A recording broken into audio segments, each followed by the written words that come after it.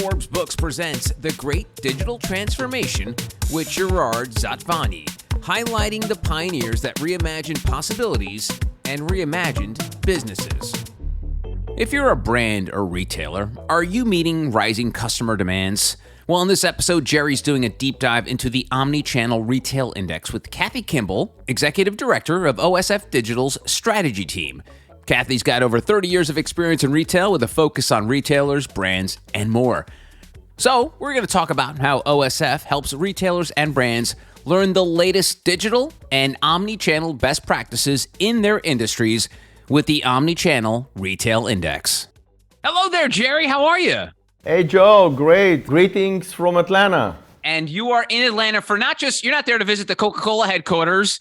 You're there for a big OSF event. Just a quick little thumbnail about what's going on there. We're just having a get-together. Our North American sales team is here, and we are talking about how to do better for our customers and how do we learn from each other, socializing also, which is kind of nice.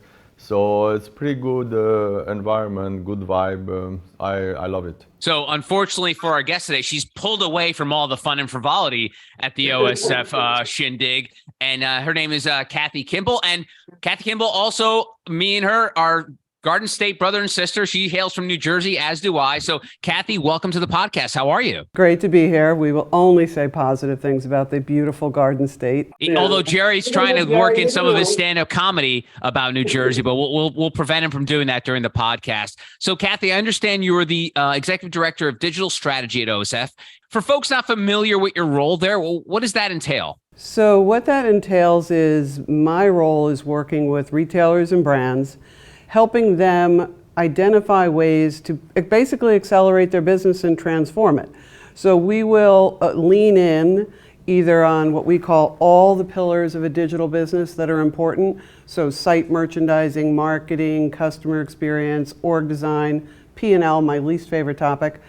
And we can lean in on all of those pillars and start to craft a strategy to help accelerate a business. We'll identify gaps. We'll identify ways to grow the business. And we've been talking a lot over the last couple of days about how do you reimagine the business and really take it to the next level. So that's my job. And then we basically utilize the power and the strength of OSF to pull in some technology enablers as well. So once we've crafted that strategy, how do we find the technology that'll support it and implement it and then optimize it? That's my job. Now, Kathy, there are folks who know retail, and then there's Kathy Kimple. You've been in the retail space for a few decades, and I don't want to age you. I mean, I'm old enough to remember. Yeah, no, I'm old enough to. I know, but I'm old enough to remember linens and things where I know you cut your teeth for many, many years there. And obviously, when you were doing the retail thing 30 years ago, e-com and digital was not the place it is today.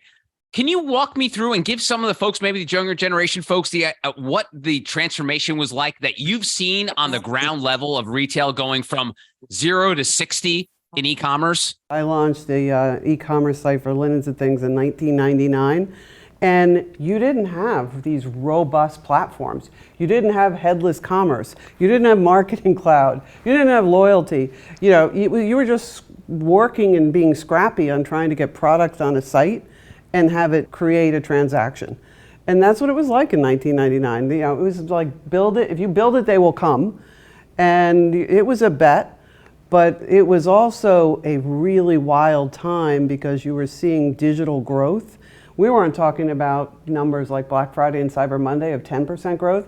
I was looking at 100, 200, 1,000% growth that we were then having an impact on moving the organization. So, as we were sort of trailblazers back in 1999, but the pace at which change has happened, and I say this every year, I'm amazed at the pace of change, but it hasn't slowed down. Innovation is happening at an amazing clip. People are changing, retailers are changing, customer expectation is changing. What do you think about the concept of Black Friday? I mean, I don't think very highly about it, but I'm curious to hear what you have to say about it. Talking about Black Friday is, as a retailer, you're forced to comp Black Friday numbers. And as a public company, you're like backed into the corner of how'd you do on Black Friday? And it is a very interesting concept because it's 3 days and you are promoting merchandise, you are promoting yourselves, and you are depressing your margins to a degree that used to take my breath away because it was what was expected. So I think if we see anything, we'd love to see retail start to evolve a little bit past that need to, I don't think we had riots at Walmart this year, but I think it did slow down a little bit. But I think retailers are trying to pull back from that deep, hideous discounting, riots at Walmart and Target, to have a more sensible approach to the gear up to the holiday season. And this holiday has been really interesting because we're hearing from clients that they're concerned about the recession, the R word. They're concerned about their inventory levels. A lot of clients and folks that I've talked to have said, because they got burnt so much last year, they were like, okay, I'm going to order 125% of what I need just to be sure I have it. But bad news is it came in. So now we know of folks who have heavier inventories going into the holiday with a pessimistic outlook. So I think it becomes how you look at the whole season, how you manage inventory, and how you manage customer expectation. And I think that's going to be transformative for retailers who, still have to deliver on their profitability. It's funny, Kathy. I don't know if you remember, I worked for a radio station called WPLJ in New York for many, many years. And early on when I started, we used to do these Black Friday events. And so we would get there 6 o'clock in the morning and there'd be people lined up around the mall. But over time, I've saw what retail basically gutted the impact of Black Friday by starting their Black Friday sales on Wednesday. So all of a sudden, we went from Black Friday, all these people lined up, and then Black Friday a few years later, there's no one in the mall. They're not even bothered going to it. So how about that change in the approach of Black Friday now? I think the change is that it's the holiday season. And last year, we saw the season started in October. It started November 1 because everybody was so afraid of the COVID impact, so afraid of I don't have enough inventory, so shop early. So I think we are seeing it is now the season. So it is starting earlier. The hype is not as great. It's still, it was still a $9 billion day, but I think it's more planned out. And at the end of the day, the retailer and what we should be reporting on is how the whole season shapes up. But there is so much noise in the numbers now, and we talk a lot about data because I can get a little data geeky, but it's how the whole season lays out. Because you've got to look at this year versus last year versus 2020, and it can't just be one day because there's so much movement. So as we analyze, it's the season. And I believe this entire way of doing business in retail, it's so wrong, because this really focuses on the transactional part of what people are doing. They go in, they buy something, they leave, they buy it purely because of a very deep discount. And in some cases, it might not even be useful for them. It's just, let's shop for the sake of shopping, just because it's a great price, let me buy something. And I think that we need to make this more customer-centric, not transaction-centric. It needs to be way more customer-centric, put the customer in the middle, provide a much better experience, reimagine the experience. You can even increase the value of what you are saying just because you provide more value to the customer. Understanding what the customers want, what provides value for the customer, and then going with that. And I think there are still in many cases, the retailers are thinking about the transaction instead of thinking about the experience, instead of thinking about the customer in the middle of everything. So this thing is what really drives also Black Friday and this transactional view of things. And we need to shift this. We need to transform this. We need to go into a different direction. I 100% agree. In my past life, when I was in stores, we looked and we called it cherry picking. So the customer would come in, cherry pick the item, go home. They didn't buy anything else. You took the margin hit. The only win, perhaps, for the retailer in that scenario is, did I acquire you as a customer? Did I get your information that I can now market to you that you're a new customer for me? That's really the win. because it's not a win to have margins that are down in the 20s and 30%. Now, Kathy, this is a hill that Gerry's going to die on. He is all about making customer centric. He hates the transactional way of doing things. And you sound the same. I'm with him on that. Kathy is going to die on this hill together with me. We're going to both die on this hill. So, Kathy, you and Gerry are on this hill. You obviously see eye to eye. But as Gerry was mentioning, some companies want to think transaction first, then customer second. Talk to me about mindset. How do we get people out of that and to join you atop of that hill? It's about the data and building the case.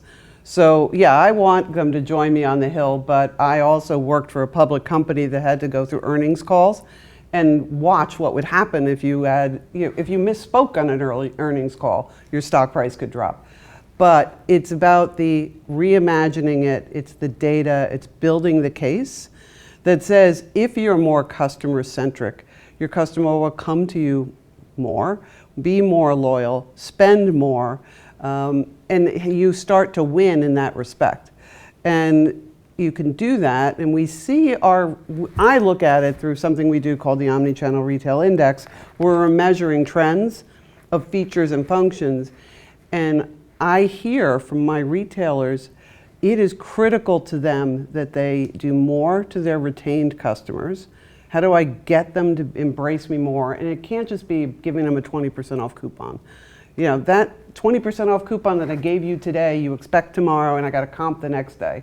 It's how do I make your experience better? How do I create a sense of loyalty to you? So your site experience is better. I build a loyalty program that's not about discounts. It might be about a partnership with another retailer. It might be about I get first rights to buy the hottest new sneaker. It might be about experiences. But it's using that information and starting to use that customer data. And there are very powerful ways we can do that to generate revenue other than giving 20% off the entire transaction. You mentioned about you get the first right to buy the new pair of sneakers. Right. Like I really like this example. Why? Because you all have different ways of providing value to your customers. Don't go to your easiest one out and just go give them discounts, which might not even be that much of a value for the customer. Some customers just want to be treated better. Some customers want to get more value from you, not by a discount, but just by even giving you the size that you are wearing, because some retailers, they don't even carry all the sizes. Just being there for your needs. It's the value concept of what is value. I think we need to go a little bit beyond the discount and look at other ways that we can provide value. And I think in this entire conversation, what I'm saying in my book, I have a chapter talking about ambassadors and people that like are brand ambassadors, people that embrace your brand and they will be loyal to you. You need to ask them what is valuable for you. You need to listen to what they have to say. Just have a conversation like the way I'm talking to Kathy. Just invite some of them to your place and discuss about, okay, what would you think it would be valuable for you? And really fine tune a little bit more. And I like your example, but there can be many other examples like this that can elevate the value of what you are providing to your customers and transform this very transactional world into more of a customer-centric world. Right, and it's very interesting though when you talk to the customers, as you said, because when we were doing that early footwear example, we did a survey to customers, and we did a survey to store managers, and said, tell us what you want. And because we thought they'd come back and say, give me a 20% off coupon, or give me, they came back and said, we want meaningful experiences, we want first access, we want some creative things. So to your earlier question, it's how do we reimagine retail? And then how do you build a business case to get that executive in the C-suite not to be afraid to test into reimagining that? Because if you said this they still have to deliver their earnings. And I live the P&L pain of knowing that. But how do you test in? How do you convince them?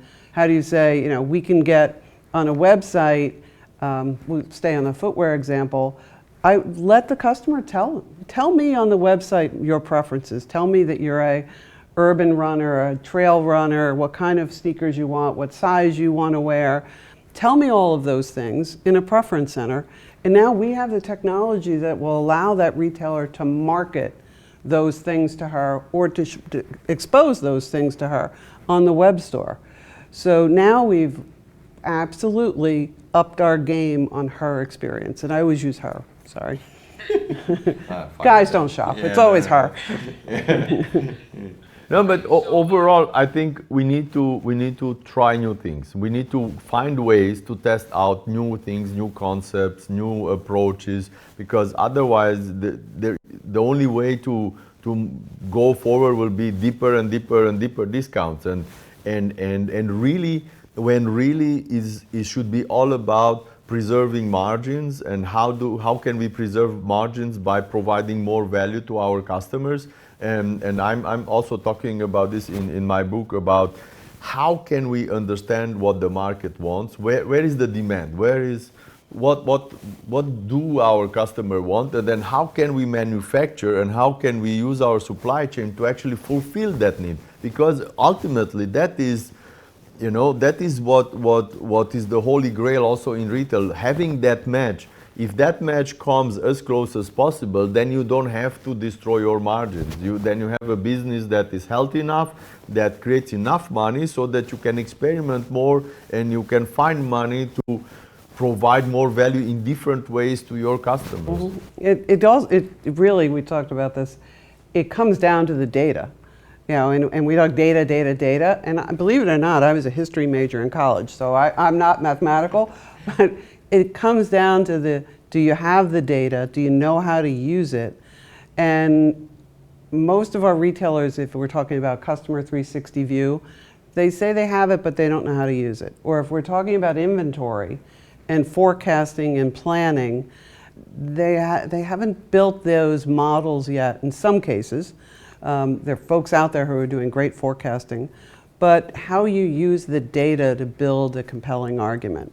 We had one example of inventory turn at, I can say this because Linens and Things, inventory turn at Linens and Things was under 3%, 3 times a year. That is, and the speed on the pipeline was 26 weeks. You can't run a business with low turns and long pipeline. So now the name of the game is how you get nimbler, how you do it faster, how you leverage your inventory across all channels. So how do you leverage the store inventory and the web inventory? Because now it's just shopping. There are no the lines are gone. It's just shopping. And it's, can I ship from store and use store inventory? Can I use a ship from store model? Can I highlight on the website something that's in heavy ownership in the store and help drive ownership down? So there are so many tools, but it's having the discipline and building the data models to make those things work. And you accumulated a lot of that data, Kathy, with something you mentioned earlier, the Omnichannel Retail Index. So I know it's in its 7th year. Give us the nuts and bolts of how you get this data. Who's involved in this index, and how do you get the numbers that you're looking for? So we've done this for 7 years now. It is between 115 and 125 retailers and brands that we look at every year. We look at, and that's broken into 14 verticals. So we look at a department store vertical, jewelry vertical, office vertical, because we want to look at the data and understand, are there nuances between, let's say, what's going on in apparel and footwear versus office. So 125 stores, 14 verticals, and we look at 250 data points, 250 features and functions every year, and we're looking to see what's trending. Because that becomes sort of the customer expectation. If something is trending, the retailers are adopting it, so there's a first sign that it must be good. And if something's trending or it's in, when we're doing strategy, if there's let's say there's some feature and function, I can't think of one off the top of my head, but 90% of the retailers out there offer the ability to show me inventory availability by store as a filter. And your company doesn't. The customer expects that, and they get very frustrated. So when we're advising our clients, we're saying, why don't you have inventory availability by store? It makes the customer experience better. They now know I can drive to your store in Flemington, New Jersey and get this item. So we're using it in that way to start to identify inventory availability by store is a great example of something that's taking off, and the customers are expecting it because it makes their shopping experience easier. And what are some of the pain points you discovered in that index? Clickable content. So we're, as we went through COVID, suddenly it became very important for the customer who wasn't going into the store for a short period of time. What does content look like? And retailers and brands, and we also do a grocery index, they have some very rich content. So we're now looking at, can that content become clickable? Can I click on that content? And that is something that is just starting to emerge.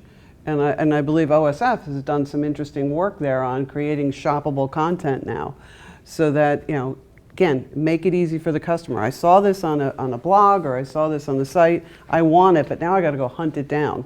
So, some pain points there. One interesting area is curbside delivery. Before the pandemic, it wasn't a thing. Now it has become like a thing. People understand the value of it and started using it more and more. And it's interesting how the trend kind of continues. It didn't die off after the pandemic. So I'm not sure. It didn't die. I think it actually, the pandemic forced it, and it is interesting. We talk about sometimes retailers are slow. They didn't have a choice. Their stores were closed, and it was amazing. Within weeks, they were doing curbside pickup. So they figured it out. I think the stats over this Thanksgiving weekend indicated that curbside penetration was lower. But I might argue when you get into the January snowstorms and February snowstorms, I'm going to be using curbside pickup to get my items. Yeah. So it's tough. The other pain point is when we look at buy online, pick up in store, it is dependent on the inventory availability and a match to what's on the website. So we worked with some folks, again, where we got into the data and said, wow, you've got merchandise on the website, but it's not in your stores. You've got, and so what kind of experience are you giving the customer if they want to filter by store availability? Or it's a different price, God forbid, in your stores than it is on the website. So there are some disconnects that we have to guide people through. And I know in last year's index, you talked a lot about optimizing search and navigation. How has that changed over the past year? Have people started to grapple on the fact that that is a key tool for their customer, the fact that they can easily find things on a site? The ease of finding it, the use of search, the recognition now that, which is a sad thing, that so many customers come into the website, maybe from Google, and they're coming deep into the site, not through the homepage. Are they using the search bar? Can they use faceted navigation? And we've actually done work, and we've got some very talented folks at OSF. We've done work where we've actually looked at bestsellers and found that, again, it's sort of data geeky, so stop me, is bestsellers weren't showing because as soon as I started using the facets, the bestsellers were dropping out. So it's now, again, it's like merchandising a store. You want your best item front and center on the four-way when you walk in the door. When I'm merchandising the website, I want my best items that are, when I put in a search for a black dress, I want to show the best seller first. Or if I'm a really smart retailer, if I've got a lot of inventory, I want to show that one second so that I'm moving through inventory. So those are some of the things that it's still important, it's still an opportunity area, and it becomes even more interesting when you get into mobile and you're talking about mobile utilization and mobile the picture, navigation, and search on a mobile device. And there is even a new angle coming, like Fast and Furious. Like we had the conversation with Laurent about Coveo and their search-enabled, AI-enabled search, and how that actually contributes to improve the relevance of search on page in an online experience, and how that can also facilitate the life of merchandisers in making it easier and making them to do way more meaningful things, like what they can put together. It's very interesting and really kind of transform the way we think a little bit about search and all the relevant content that is being brought up to you, because once we know you, once we know your preferences, Yeah, then exactly. then I'm that runner. everything needs to be shaped and adapted to your particular needs and expectations. Right, but then you build that business case, which is more revenue, more conversion, more repeat visits, happy customer, because the experience is great. And if the customer is willing to tell you who they are and what their preferences are, the good news, bad news is they've told you. The bad news is they expect you now to use it. So, be careful what you ask for, I guess. So if you're going to ask, tell me that, I wear a size 10 shoe and I'm an avid runner and I do this. So now next time I come, you've set the expectation that you're going to talk to me. You know who I am. But I mean, we are moving from a world where it's kind of like a relationship between brands and shoppers is like one to everybody, then moves to one to a segment, because everybody would segment, and for this type of person I will give this type of content, so it's kind of one to a segment, and now we are moving to one, like the brand has a personal conversation with you, Kathy, and they know that you're an avid runner and they know your size, and they really want to engage with you in that way. But that sets also an expectation, because once they've done this with you, then they have to kind of keep doing it, because it's that what we are expecting. And there's a downstream impact to, I do want the one-to-one, but that means I now have to have more content to serve up to the runner, or more pieces of photography, more images, more marketing. So it is a crazy evolving world, but you can clearly see where the business case could go and the revenue lift would come from. I think overall it's worth at least considering all the possibilities, at least really understanding what are the options, to kind of weigh in and see, okay, well, what's my way forward? Where do I want to go with this? And find the right balance, because you might not be able to do everything, but you might be able to do just enough to differentiate and to provide enough value to your customers and to really reimagine your business. It doesn't have to be completely reimagining, but if you just do enough and a meaningful size, I think it's what needs to be done. I think the successful retailer is the one who does that reimagining. That, and I lived where it was October was budget season. So it's suddenly I've got to do a budget. I got to tell you what I'm going to do next year. I got to get my capital budget done. But it's taking a step back even earlier in the year and starting to look, what do I want to do next year and 2 years out and 3 years out? Because if I'm not planning and changing, you might be linens of things and not be around, because you haven't reimagined and you haven't started to have that path forward. And Kathy, you mentioned revenue a few moments ago. Let's talk about leaning into revenue and profitability. We all know customers are focused on marketing. What is driving this, and what are the ways we're winning with that?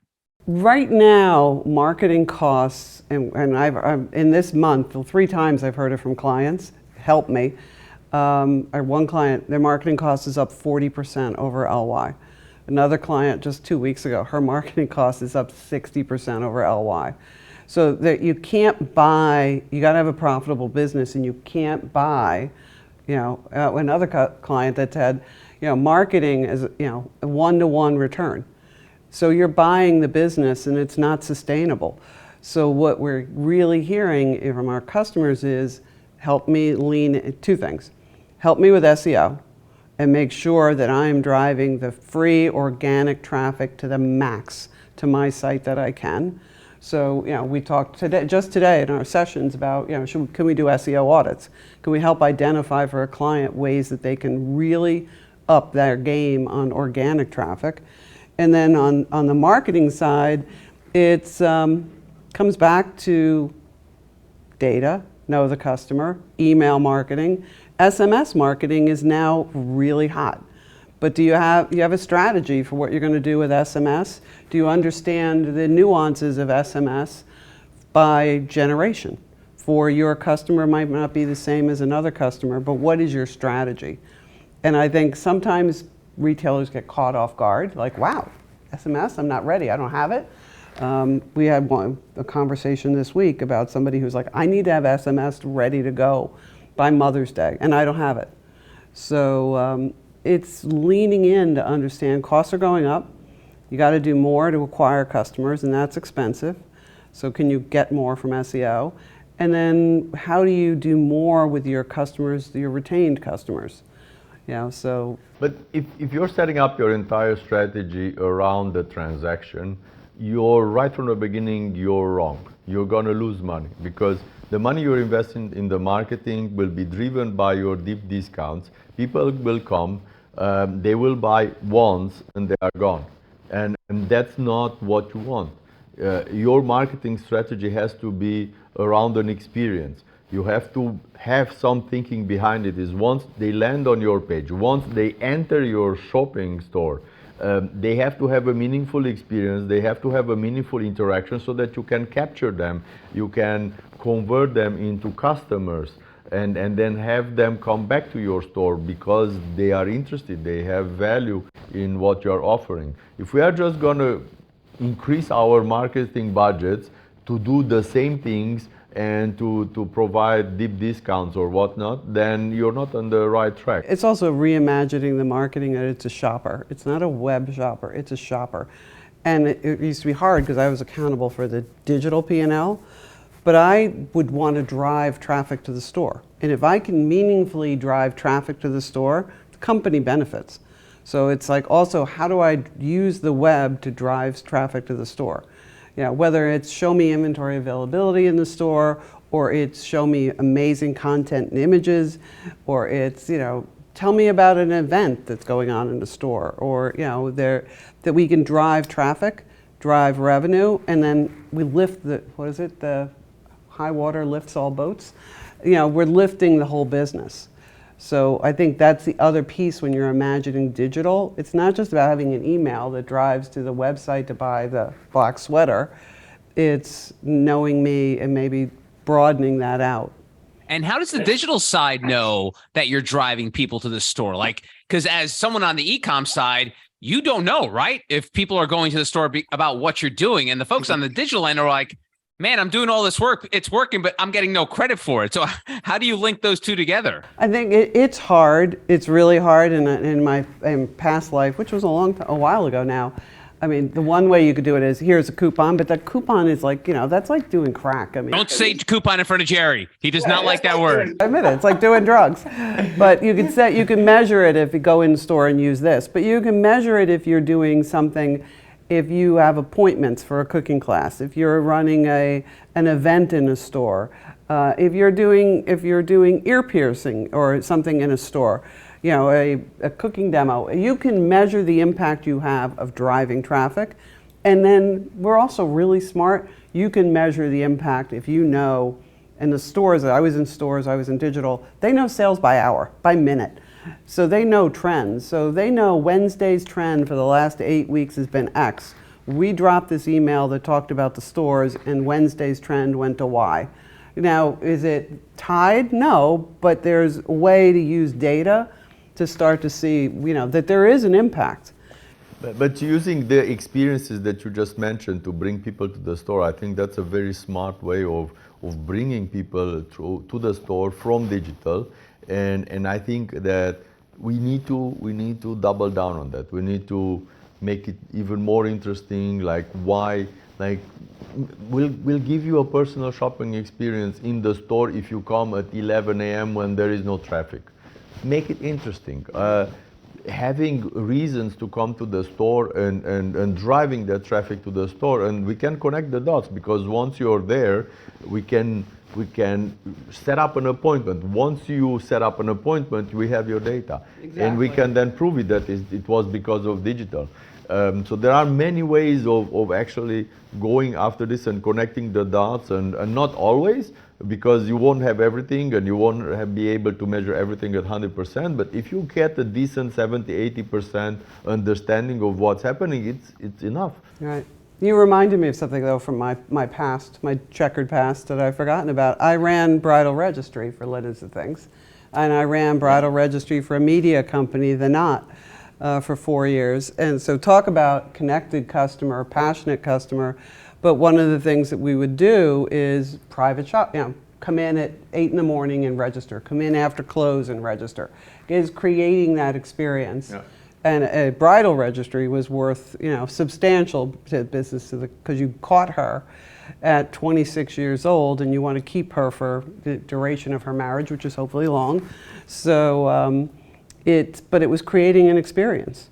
I know you talk about roadmaps a lot, and the ORI I'm sure helps companies with the roadmaps. What's the roadmap looking like now? Because we were reminiscing of the olden times of your e-commerce days, how things have changed, but it's moving really fast. So how do you create this roadmap and stay on it with everything moving so quickly?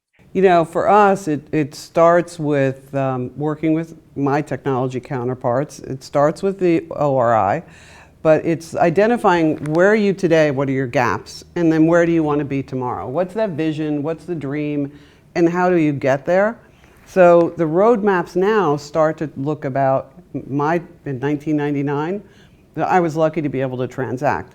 Now we're talking about customer data platforms, 360 view of the customer, highly personalized customer experiences, loyalty, all on a roadmap.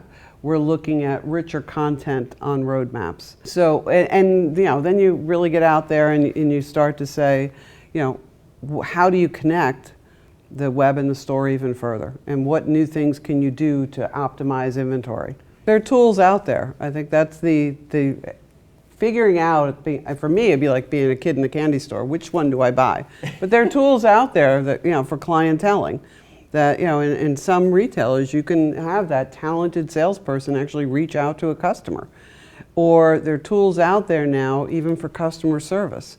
If we've got a store, we use Linens and Things, selling a $500 mixer, they're going to call a call center in some place that doesn't know it, or can you call a local store to someone who knows all the product details and can actually touch that mixer as they're talking to you, or even do it on a video call. So I think the universe changes to become very if anything, I would say it's really to become very customer centric. And it does, the data is big, and we hear it a lot from our customers. And one of those tools is OSF. Talk to me, Kathy, how the end-to-end digital acceleration and transformation, how does OSF do all that? I've got technology counterparts. So what I do is that strategy, where we talk about the pillars of a business, and I'll use ORI as a conversation starter. And it's interesting because it's like, what kind of grade do you get? So we will call a retailer and say, hey, would you like to know what your ORI score was? They're always willing to talk. Did I get, what was my score? And then, we open the door and we start talking about what are their pain points, what are they doing, what are the gaps, what's on our wish list or roadmap, and then we start filling the gaps. And that's where I go to my counterparts at OSF and go, is there a solution for this? And could it be a Salesforce cloud? Can Salesforce loyalty solve for this? Can Salesforce OMS help solve for us on that pressure point on inventory? So we'll talk through that, and then we sort of close the gap to go back to the client and say, here's what we think your roadmap looks like.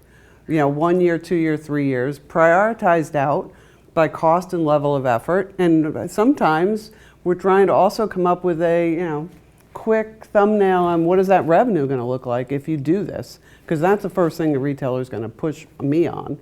I'm going to do all this, I'm going to spend the money, what's my return? So I use my peers at OSF to help guide me on the technologies that can make our retailers win.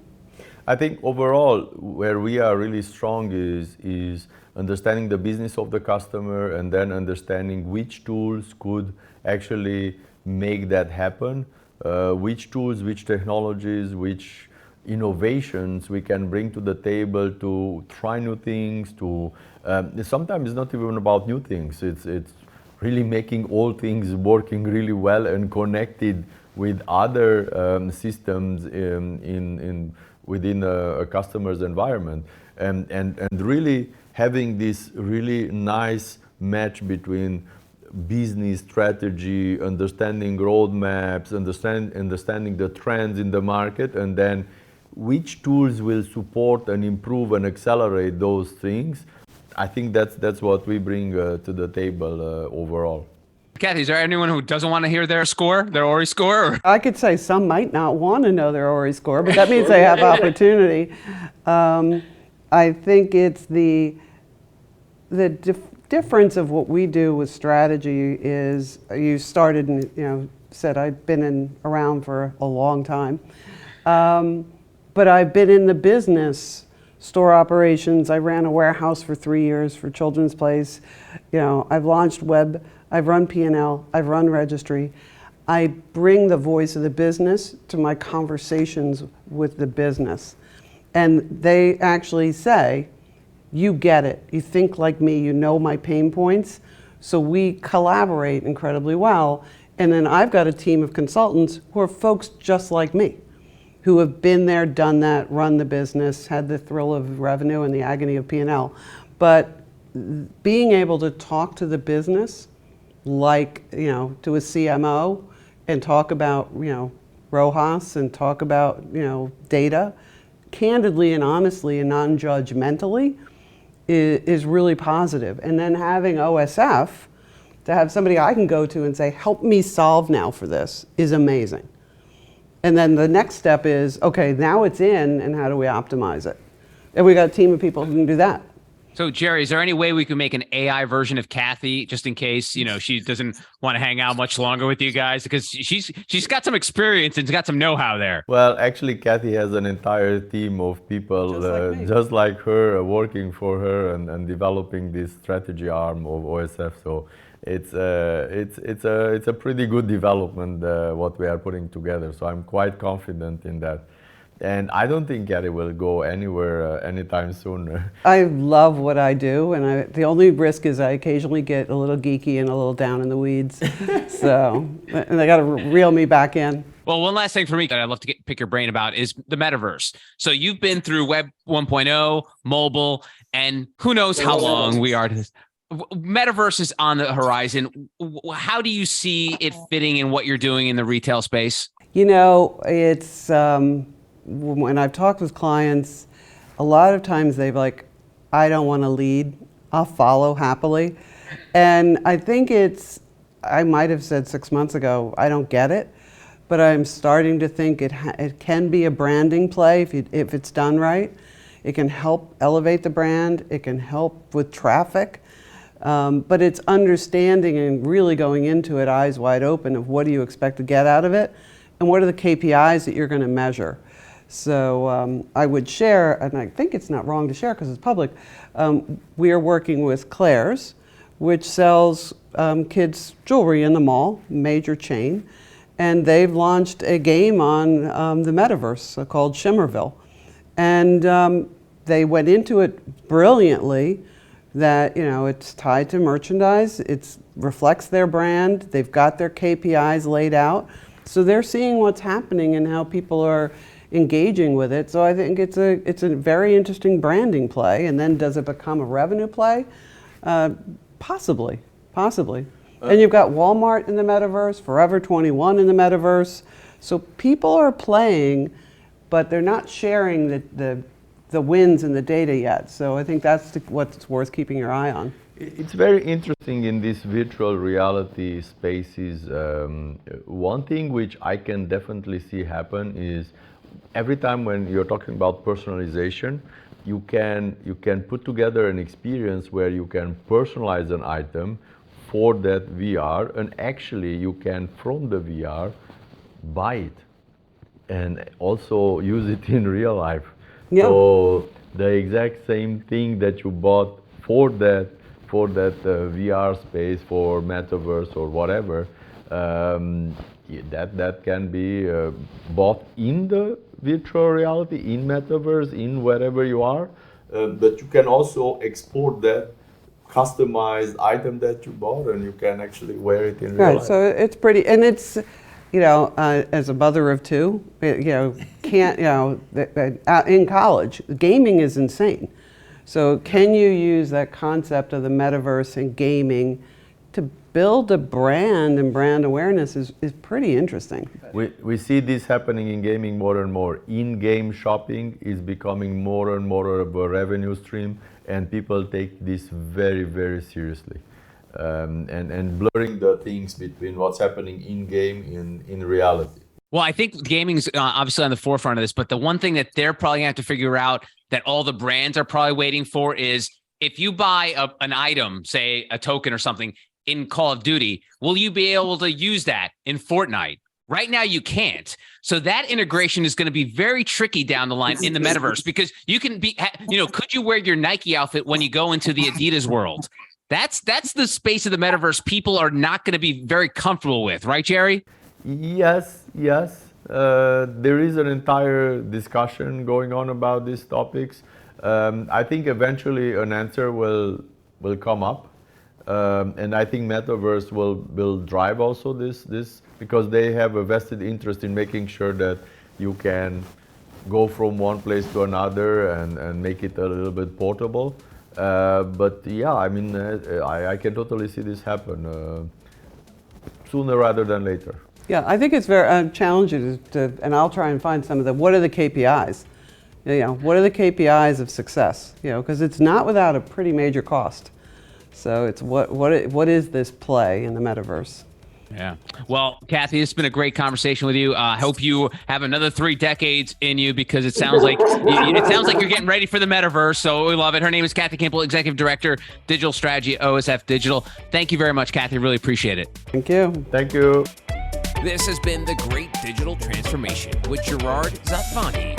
To participate in the conversation, go to gerardzatvani.com. The Great Digital Transformation is a production of Forbes Books.